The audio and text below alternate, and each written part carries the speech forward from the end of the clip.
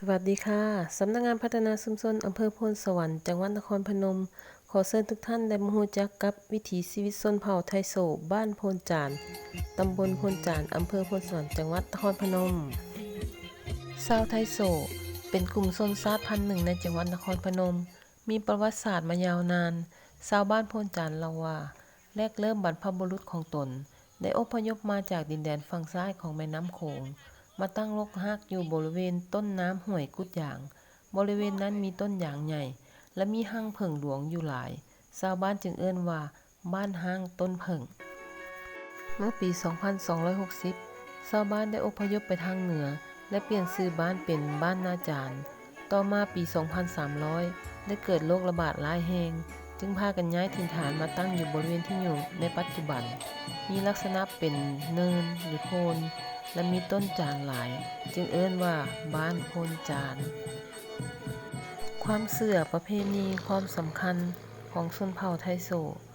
ในช่วงเดือนเมษายน ชาวไทโซสิมีความเชื่อในเรื่องผี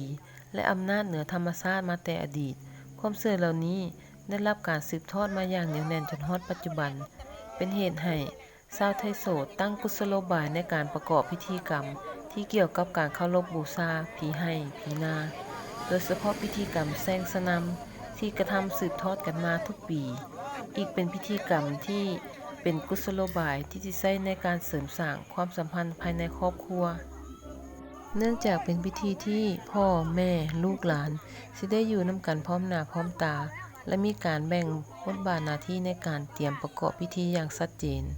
พิธีแซงสนำเป็นพิธีกรรมที่ใช้ในการรักษาผู้ป่วย ซึ่งในอดีตเมื่อมีสมาชิกภายในครอบครัวเจ็บป่วยชาวไทโซจึงมีความเชื่อว่า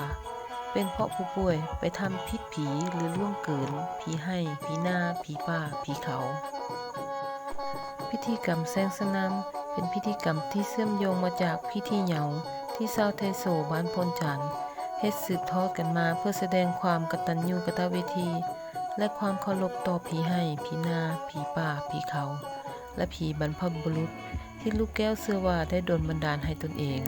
หายเจ็บป่วยจากอาการต่างๆและถือว่าเป็นการแสดงความเคารพและขอบคุณแม่แก้หรือหมอเหยา